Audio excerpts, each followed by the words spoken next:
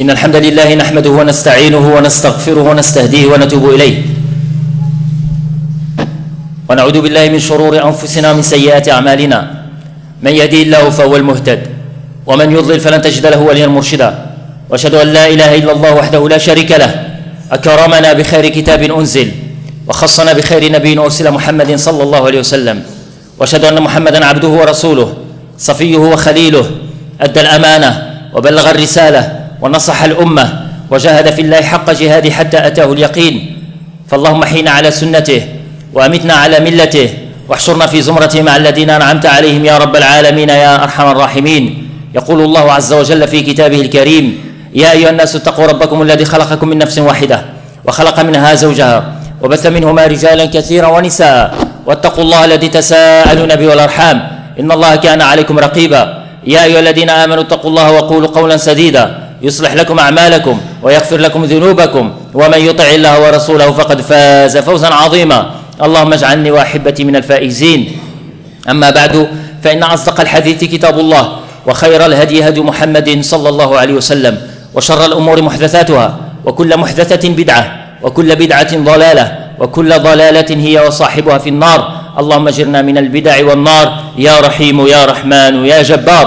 أما بعد، أيها الإخوة والأخوات، لقد قارب هذا الضيف الكريم شهر الله العظيم أن يغادرنا، ولم يبق من هذا الشهر إلا أيام قلائل ويغادرنا ويرحل عنا.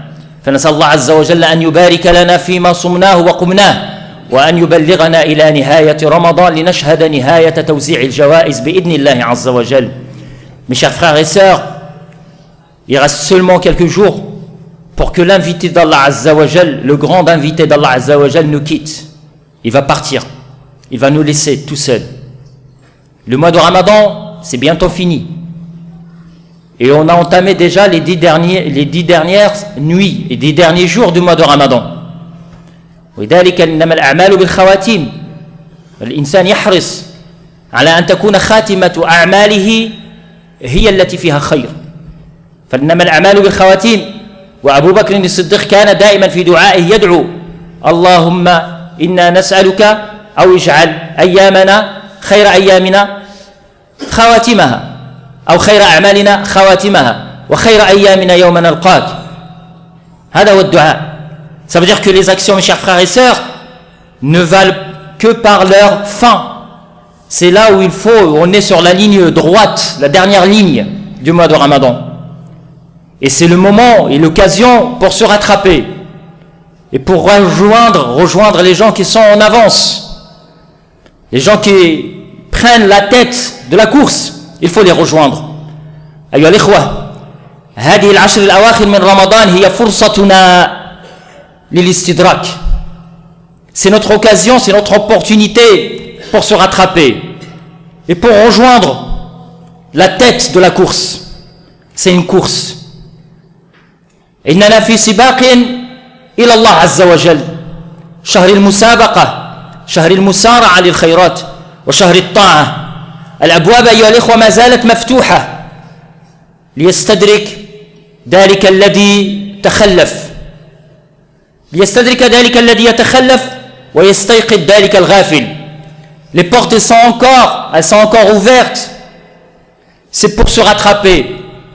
Les portes elles sont encore ouvertes pour ceux qui sont endormis, les insouciants, pour qu'ils se réveillent. أيها الإخوة، رمضان هي دورة تربوية روحية، والعشر الأواخر من رمضان يعني هذه الدورة تزداد شدة. يعني في رمضان الإنسان يصلح علاقته مع الله عز وجل. في رمضان يسعى الإنسان أن يخرج من هذه الدورة التربوية الإيمانية ناجحا. Donc le mois de Ramadan, c'est un cycle de formation. On se forme. C'est un stage intensif. On apprend durant le mois de Ramadan la crainte. Comment travailler nos cœurs. كيف نطهر القلوب في رمضان. إننا أيها الإخوة المطلوب منا في رمضان أن نخرج من رمضان وقلوبنا قد شفيت. Il veut, Allah Azza wa Jal, de nous, qu'après le mois de Ramadan, il faut que nos cœurs soient guéris. Le vrai travail, c'est le travail de soigner nos cœurs.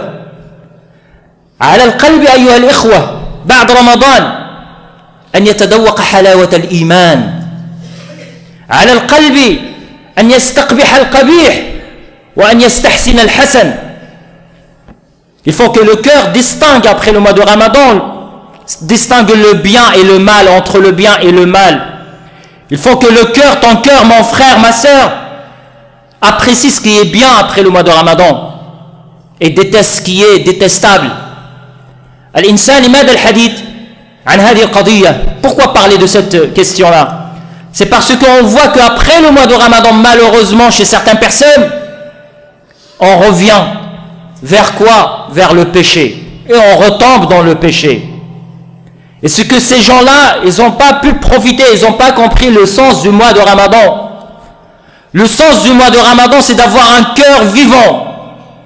الذي كان غارقا قبل رمضان في المعاصي فرمضان فرصته لأن يتنصل وأن ينهي مع هذه المعاصي. Il faut finir. C'est le mois de Ramadan, c'est l'occasion pour le croyant de finir avec la désobéissance, avec le péché. Celui qui revient la veille de l'Eid au péché, ça veut dire qu'il n'a pas su profiter du mois de Ramadan. Il s'est privé seulement de manger, de boire. Mais il n'a pas compris le sens de la crainte. القلوب أيها الإخوة عندما تملأ بالمعاصي وتقع عليها المعاصي تتكلس هذه القلوب فلا تتحرك. Le cœur, il devient, les cœurs, ils deviennent durs à force de pécher, de commettre les péchés. Les cœurs, ils deviennent durs. Et le mois de Ramadan, c'est le mois de l'adoration, ça veut dire le mois de dévouement pour Allah Azza wa Jal. الإنسان لما كيتقرب لله فهو يوجه قلبه لله كيعيش القلب الحلاوة الإيمان. Et grâce au mois de Ramadan, grâce à l'adoration durant le mois de Ramadan, c'est là où le cœur il trouve sa santé, la bonne santé. Là, son rôle et sa mission, sa fonction, sa vraie fonction, c'est que le cœur soit attaché à Allah Azza wa Jal. لذلك الإنسان لا بد أن نفهم أن النبي صلى الله عليه وسلم لهذه القضية كان يركز كل اهتماماته في العشر الأواخر من رمضان. وكان النبي صلى الله عليه وسلم يجتهد في رمضان لأنه لا بد أن نرفع من الجوانب الروحية والأخلاقية. Il faut travailler le côté spirituel, il faut travailler le côté de la moralité vis-à-vis d'Allah Azza wa Jal. C'est que le prophète, et la raison pour laquelle on trouve que le prophète sallallahu alayhi wa sallam est donné de l'importance au mois de Ramadan, mais il donnait plus d'importance à la dernière décade du mois de Ramadan. فكان النبي صلى الله عليه وسلم كما جاء في أحاديث رواها البخاري ومسلم وغيرهما أن النبي صلى الله عليه وسلم كان يجتهد في العشر الأواخر من رمضان ما لا يجتهد في غيرها. Le prophète Mohammed sallallahu alayhi wa sallam, il faisait un effort, il intensifiait les efforts durant les 10 derniers jours du mois de Ramadan, ce qu'il ne faisait pas avec les autres jours. والنبي صلى الله عليه وسلم كان إذا دخلت الأيام العشر الأواخر من رمضان أحيا ليلة وأيقظ أهله وشد مئزره. أحيا ليلة بالقيام. وأن النبي صلى الله عليه وسلم كان يوقظ أهله وإيقاظه لأهله كان على مدار السنة، لكن في رمضان كان يريد أن يشرك أهله وأزواجه في اغتنام العشر الأواخر من رمضان لمعرفته بقيمة هذه العشر الأواخر من رمضان. Le prophète Mohammed sallallahu alayhi wa sallam, il veillait les nuits de 10 derniers jours du mois de Ramadan. Le prophète sallallahu alayhi wa sallam, il réveillait sa famille. Le prophète Mohammed sallallahu alayhi wa sallam, il redoublait les efforts. Et Mohammed sallallahu alayhi wa sallam, il serrait son izar, ça veut dire une pièce d'étoffe qu'on mettait autour de la taille. وهي كناية شد المئزر أيها الأخوة كما يقول العلماء لها معنيان. إما كناية على فيه الجد والجهد، يشد المئزر يعني كناية وتعبير مجازي عن الجهد الذي يبذل، أو كناية على أنه لا يقرب زوجته لا يقربها لا أزواجه. Donc le sens de il serrait les arcs, c'est à la deux sens, deux significations. La signification à sens figuré, c'est que ça veut dire c'est quelqu'un, le prophète sallallahu alayhi wa sallam, ça veut dire c'est un sens qui explique qu'il y a un effort. C'est comme celui le fallah qui retrousse les manches, c'est pour, ça veut dire ça montre sa volonté de travailler. Ou le sens il s'approchait pas de ses femmes. Il se privait de rapports intimes avec ses femmes. وهذا هو الحاصل وهذا هو المعنى الثاني. بمعنى فيه معنيان جد وجهد واجتهاد. Il y a un effort, mais en même temps par rapport à sa famille. Donc s'il y a un isolement, mais un isolement temporaire. لأن الإسلام أيها الإخوة ضد الرهبانية. L'islam il est contre l'isolement de tous les jours.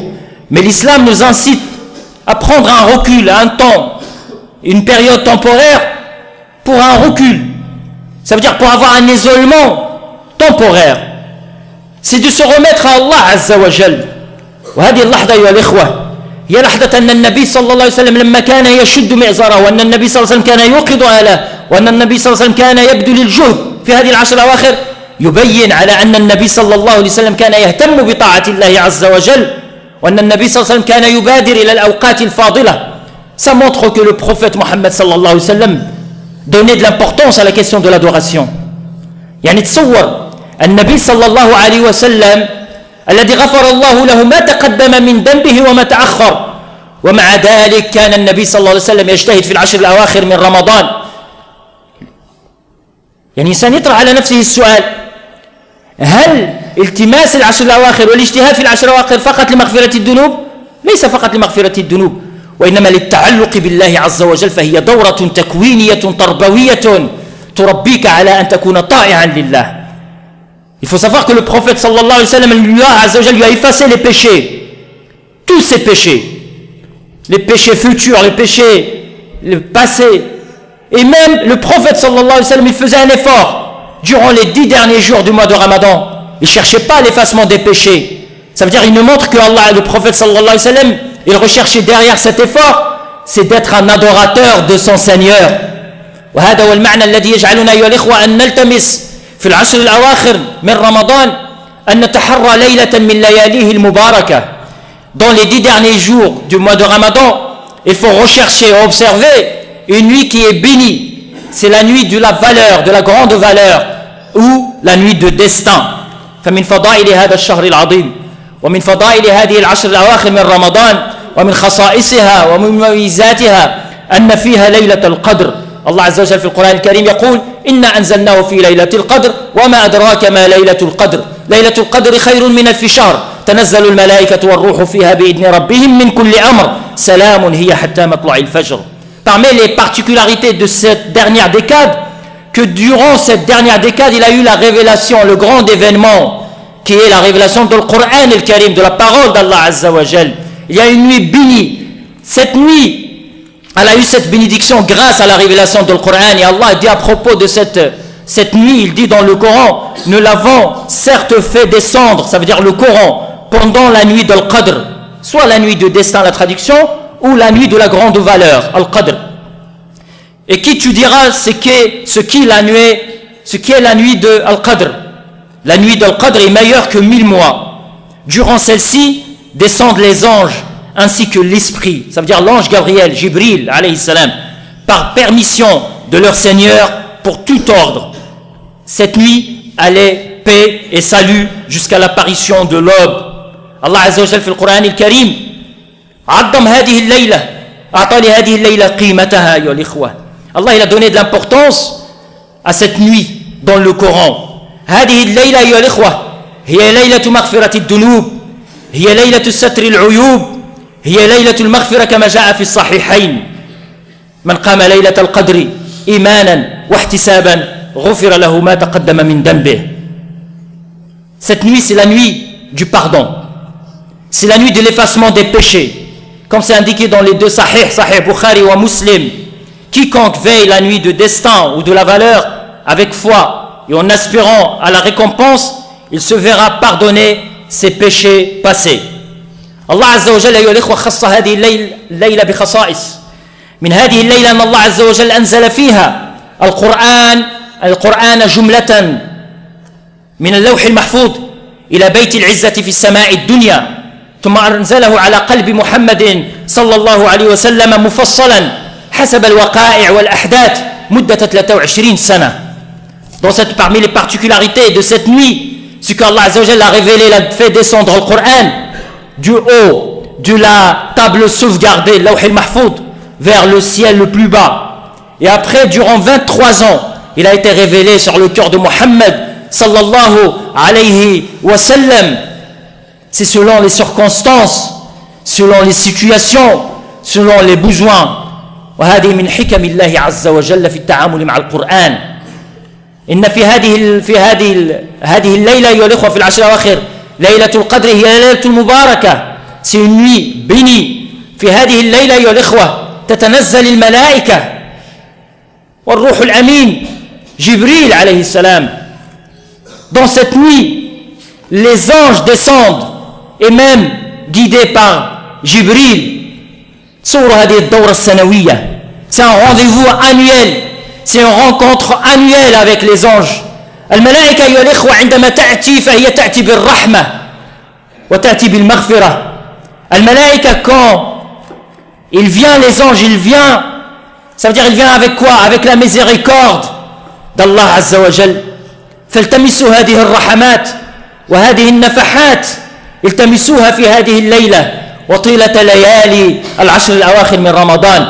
Observez, recherchez. إنسان لابد أن يلتمس هذه الليالي أيها الإخوة وأن يتلمس هذه الرحمات الربانية. هذه الليلة أيها الإخوة هي الليلة التي علينا أن نجتهد فيها، ليلة الاجتهاد أخفاها الله عز وجل علينا، مع العلم أن القضية فيها اختلاف في ليلة التي تصادف ليلة القدر، هل هي ليلة 21 أو 23 أو 27 أو الإمام ابن حجر العسقلاني لما تحدث عن القضية سرد أزيد من 46 مسألة في القضية اختلاف عند العلماء. Donc c'est concernant la définition de la nuit, c'est quelle date exactement, quelle nuit exactement. Sur cette question, il y a eu une divergence. Et même le Hafid ibn Hajar al-Asqalani, en parlant de cette nuit, il a cité 46 avis concernant la définition de cette nuit. Mais ce qui est connu, c'est que cette nuit, elle se trouve dans la dernière décade du mois de Ramadan, et c'est les nuits impaires. Donc recherchez-la, le 21, c'est trop tard, c'est passé déjà, c'est le mercredi. C'est aujourd'hui, au dimanche, au mardi, au même jeudi prochain. إنسان يلتمس هذه الليالي الوترية. الله عز وجل أخفاها علينا لنجتهد في الطاعة ونتقرب فيها إلى الله عز وجل. فعائشة رضي الله عنها سألت النبي صلى الله عليه وسلم بماذا ترشدني إن علمتها أو صادفتها أو وافقتها؟ فقال لها النبي صلى الله عليه وسلم قولي اللهم إنك عفو تحب العفو فاعف عني. لأن يوم ليلة المغفرة، ليلة العفو، طلب المغفرة وطلب العفو من الله عز وجل. عائشة رضي الله عنها a demandé au prophète Mohammed sallallahu alayhi wa sallam, si je coïncidais avec la nuit de destin, quelle invocation dois-je consacrer? Le prophète sallallahu alayhi wa sallam lui a dit, tu n'as qu'à dire, oh Allah, tu es pardonneur, tu aimes le pardon, alors pardonne-moi. Allahumma innaka afuun tuhibbul afwa fa'fu anna. في هذه الليالي العشر أيها الإخوة والأيام العشر الأواخر من رمضان هناك سنة لا بد للمسلمين أن يحيوها. إحياء هذه السنة، il faut faire vivre une sunna durant les 10 derniers jours de Ramadan. هي سنة الاعتكاف. C'est la sunna de la retraite spirituelle, c'est l'اعتكاف. فعائشة رضي الله عنها كما رواه الإمام البخاري ومسلم في صحيحيهما أن النبي صلى الله عليه وسلم كان يعتكف في العشر الأواخر من رمضان حتى توفاه الله عز وجل. Selon Aïcha radiallahu anha, et ce hadith est rapporté dans Sahih Bukhari et Muslim, que le prophète sallallahu alayhi wa sallam, donc c'est tous les ramadans, faisait la retraite spirituelle, l'i'tikaf, jusqu'à sa mort. Mais on a rapporté dans une autre version que le prophète sallallahu alayhi wa sallam, dans sa dernière année, il a fait 20 jours de l'i'tikaf. C'est comme il a révisé le Coran avec Jibril 2 fois pendant le mois de Ramadan, son dernier mois de Ramadan. C'est pareil pour l'itikaf, il a bénéficié ces 20 jours. Mais ce qui est sunna, وهي السنة التي حافظ عليها الصحابة رضوان الله عز وجل عليهم وأزواج النبي صلى الله عليه وسلم هي سنة الاعتكاف. Donc les sahaba, les compagnons du prophète Mohammed sallallahu alayhi wa sallam et ses épouses, ils ont gardé cette sunna. C'est l'i'tikaf les 10 derniers jours de Ramadan. Pourquoi? C'est pour observer la nuit de destin. يعني الإنسان يتحرى ليلة القدر في هذه الليالي العشر من رمضان. هذه قضية. والقضية الأخرى أن الإنسان لما يعتكف أيها الإخوة فهو يقطع علاقته مع الخلائق ويتوجه إلى الخالق. Ça veut dire que le fait de se retrouver dans une retraite spirituelle, dans l'i'tikaf, c'est une coupure avec la créature, avec le monde mondain. C'est d'aller vers le Créateur, Allah Azza wa Jal. الإنسان يحرم نفسه من ملذات الحياة الدنيا، يحرم نفسه مما هو حلال عليه. Il se prive de ce qui est licite pour lui, mais il se voue pour Allah Azza wa Jal. Ça veut dire il consacre un temps pour Allah Subhanahu Azza wa Jal. Il se détache de ce bas monde. وهي أيها الإخوة une grande volonté. يعني الإنسان أن يعبد الله عز وجل في هذه الليالي، ليالي رمضان. السنة التي كان يحافظ عليها النبي صلى الله عليه وسلم هي سنة الاعتكاف. ولكن إن الإنسان لا يستطيع أن يعتكف العشر الأواخر من رمضان، فعليه ربما أن يعتكف، ممكن يعني أن يعتكف أيام فقط، أو إذا لم يستطع فأن يعتكف بالأقل. القضية فيها عند العلماء أنه ليس هناك حد أدنى للاعتكاف، وهذا الموضوع سيتناوله الأستاذ نور الدين أوسط يوم الأحد القادم إن شاء الله. سيتناول هذا الموضوع بالاعتكاف وشروط الاعتكاف. لكن الذي أدعوكم إليه وهذا نهاية الأسبوع، يعني السبت والأحد الإنسان يغتنم هذه نهاية الأسبوع. عند علمائنا وعلى رأس الإمام الشافعي فبالنسبة إليه الاعتكاف ولو ساعة في المسجد هو اعتكاف بنية الاعتكاف. لكن عند الإمام مالك هو يوم ونصف يوم الاعتكاف باش نحسبوا أننا الاعتكاف. لكن الشاهد عند جمهور العلماء أنه لا يحد بحد، بمعنى ليس هناك حد أدنى. Il n'y a pas un minimum selon la majorité de nos savants disent qu'il n'y a pas un minimum pour l'i'tikaf. Chez l'imam Malik spécialement, il a dit que c'est une journée et demie de l'i'tikaf. Hein? C'est un jour et un demi. Alors que chez l'imam Shafi'i, ça veut dire qu'il n'y a pas un minimum. Le fait d'assister à une prière, à titre d'exemple, profitez de ce week-end. Et je sais que le frère Nordin Awsad, il va vous parler de l'i'tikaf le dimanche prochain après Salat al-Asr. Mais profitez de ce week-end. Le fait d'avoir l'intention de faire l'i'tikaf, une retraite spirituelle, de venir ici par exemple à l'heure de l'Maghrib, le vendredi ou même le samedi, l'heure de l'Maghrib, de faire la rupture de jeûne de jeûne à l'heure de l'Maghrib, faire la prière de l'Maghrib et faire tarawih ici, et après de rester le lendemain, ça veut dire après al-Fajr, tu rentres chez toi. Ça est l'i'tikaf. Donc ça ne veut pas dire que soit je fais tout ou je fais rien. عند الله عز وجل يعني هذه الأعمال ولو قلت ولكن عند الله عز وجل عظيمة. Ça veut dire il faut profiter de vos week-ends. Et même, alhamdulillah, ici, il y a un long week-end. On va vous annoncer le programme de ce week-end. Organisez-vous d'assister, par exemple, à une conférence de Dohr jusqu'à Tarawih. Après Tarawih, tu rentres chez toi et tu reviens au Subh, et ainsi de suite. Mais toujours dans l'intention, c'est de vivre avec le mu'takifin. يعني الإنسان يعيش حالة الاعتكاف، وحتى في خارج الحياة ديالو في بيته يعيش هذيك الحالة ديال الاعتكاف كأنه معتكف. ما مشي لوي صافي ينقص شوية، ما يبقاش يمشي لي ماغازان ويشري لي حبال، يعني يترفع عن ملذات الدنيا في العشر الأواخر. ما معناش يمشي للماغازان، يمشي يقضي ما هو حاجة له، فقط ضروري له، ce qui est obligatoire, ce qui est nécessaire pour lui. Il ne faut pas qu'il perde le temps, parce que même s'il n'est pas dans la mosquée, mais même ailleurs chez lui, il peut vivre en état de mu'takif. Il profite avec ses enfants, avec sa femme, et ainsi de suite. ماشي يضيع وقته قدام التلفازه ويبقى يتسنى ولي اولمبيك لي جوز اولمبيك وشي با كوا يشوف شي اللي ربح واللي خسر. شوف انت واش غادي تربح ولا غادي تخسر مع الله.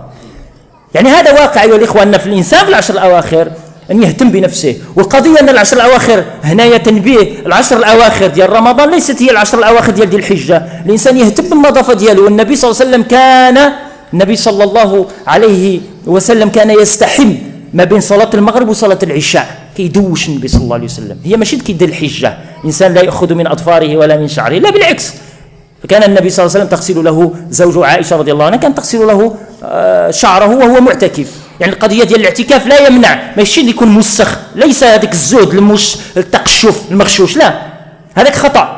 Donc il faut prendre soin de toi, même en tant qu'atikaf, tu es mu'takif.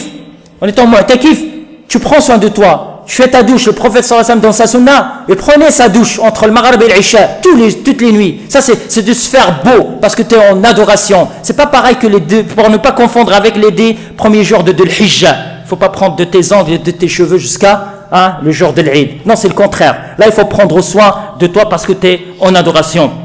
نسأل الله عز وجل أن يبارك لنا في أسماعنا وأبصارنا. أقول قولي هذا واستغفر الله لي ولكم فادعوه يستجب لكم. بارك الله فيكم.